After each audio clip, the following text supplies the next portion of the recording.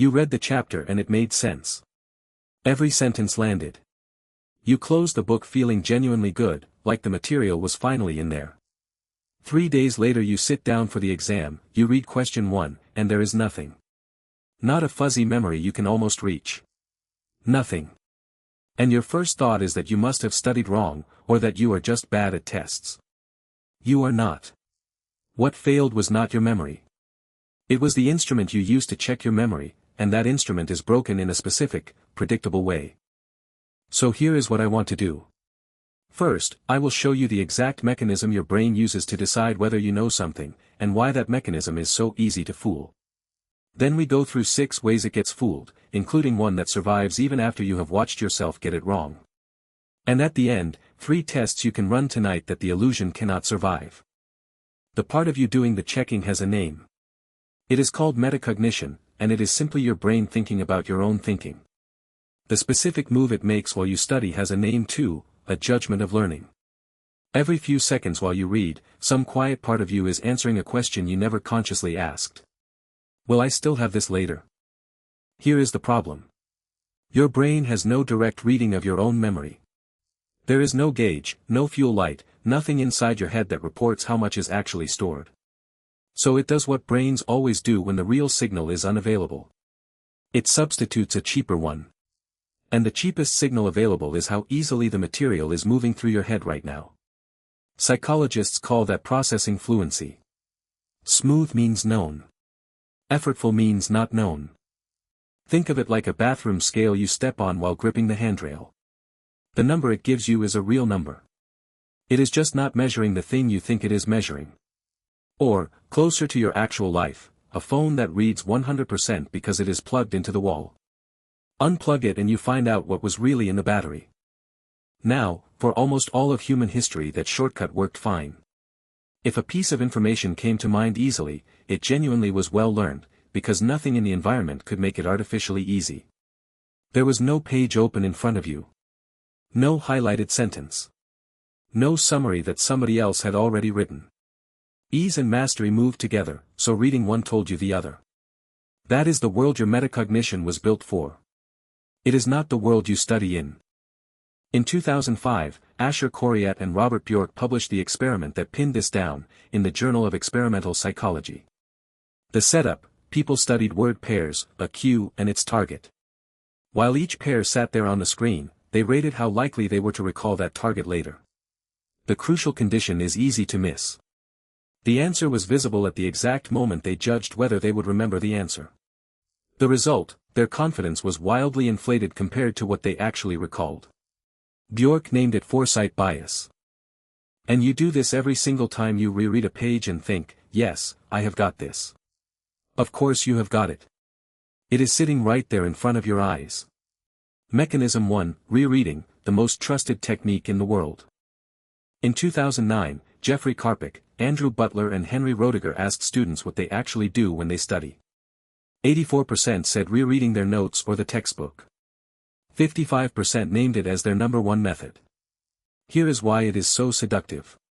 Rereading is the single most reliable way to manufacture fluency. The second pass is smoother than the first. The third is smoother than the second. Every pass the text goes down easier, and every pass your metacognition reads that rising ease as rising knowledge. In 2013, a review led by John Dunlosky in Psychological Science in the public interest graded 10 common study techniques. Rereading and highlighting both landed in the lowest tier. Not harmful, just close to inert. Leave this one alone and you will keep choosing the technique that produces the strongest feeling of learning and the weakest actual learning. And you will do it for years, because the feeling never stops paying you. But here is where it gets genuinely strange. Mechanism 2, the inversion. Roediger and Karpik again, 2006, Psychological Science. Students read a passage. One group studied it 4 times over. Another group studied it once and then tested themselves on it 3 times. Everyone predicted how much they would remember later.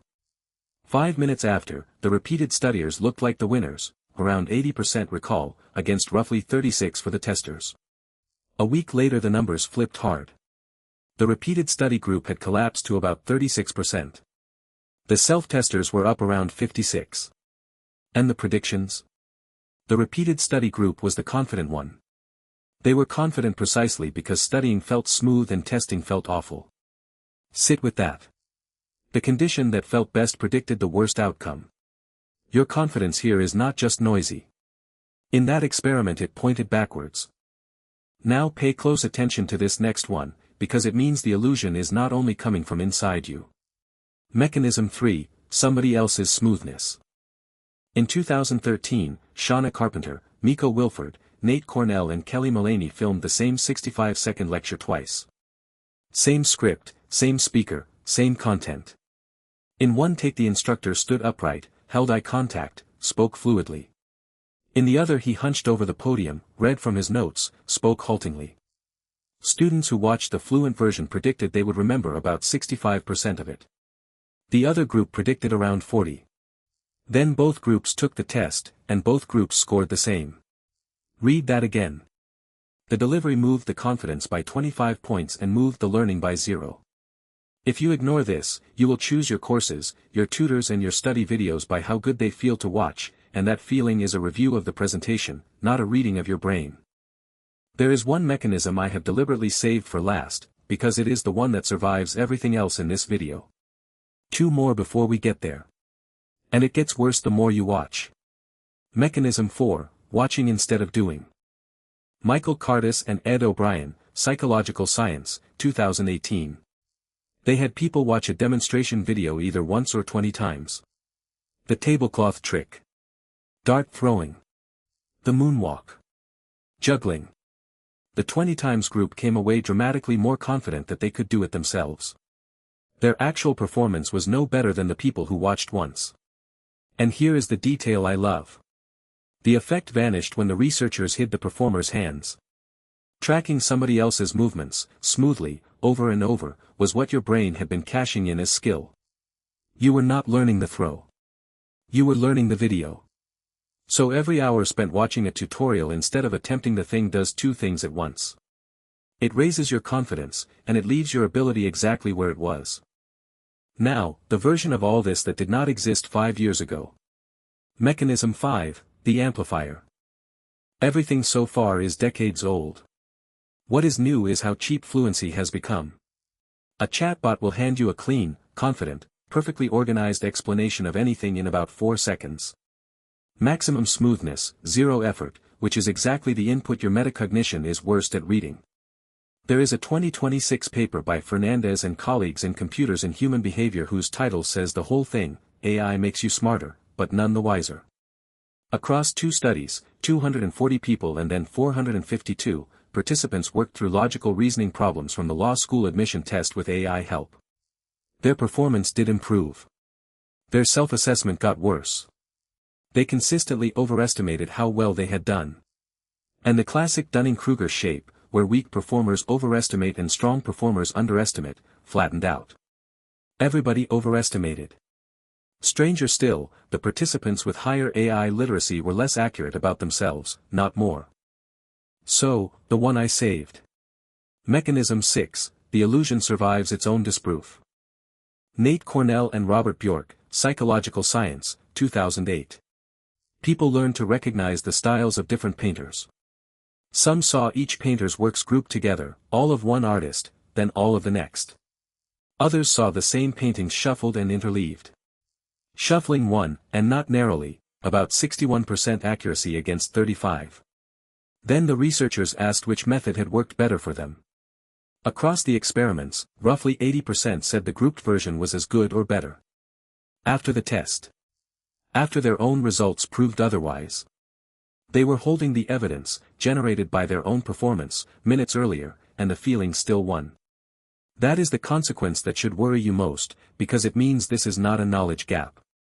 You can be told all of this, agree with all of it, walk back to your desk and still pick the method that feels good, because the feeling arrives before the reasoning does.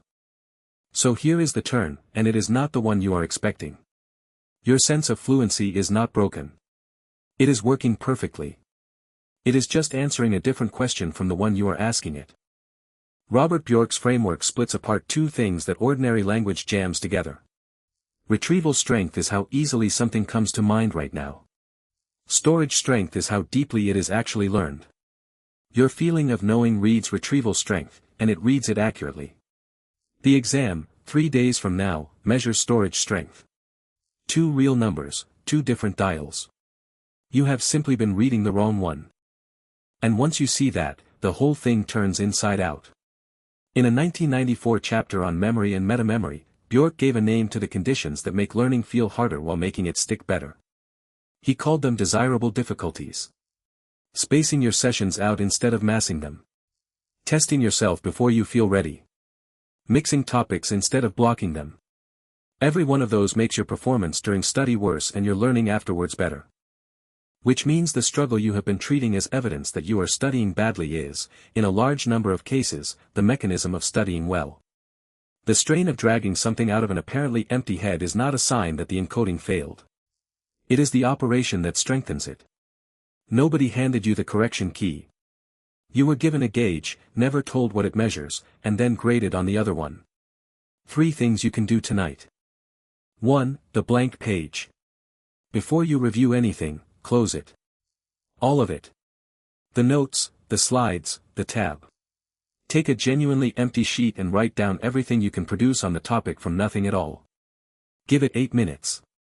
Then open the material and mark only what you missed. This kills foresight bias at the root, mechanism 1 from earlier, because the answer is not visible while you are judging yourself. The gaps will feel embarrassing. The embarrassment is the data. 2. The 10-minute delay. Every time you finish something that felt clear, a chapter, a lecture, an AI explanation, close it, wait 10 minutes, do something unrelated, then explain it out loud in your own words as if to somebody who has never heard of it. Out loud, not in your head. Running it silently is fluent. Speaking it is not, and that is exactly what makes it a test. If you use AI to study, this is the whole discipline in one move: read the answer, close the window, produce it yourself, then compare. 3. Shuffle on purpose. Do not do 20 problems of one type. Do 5 types, mixed, out of order, so that every single problem begins with the question, what kind of problem is this? That is mechanism 6, run in reverse. It will feel messier than blocking, your accuracy during the session will drop, and that is the exact condition Cornell and Bjork's participants rejected while it was quietly outperforming the one they preferred. And one rule holds all 3 together. From now on, when a study session feels smooth, treat that as a warning light, not a green light.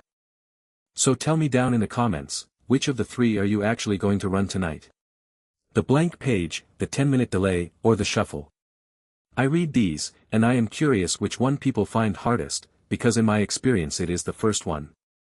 If this changed how you think about that feeling of understanding, hit the like button, it genuinely helps this reach other people who need it. And subscribe with the bell on if you want the rest of this series on how learning actually works.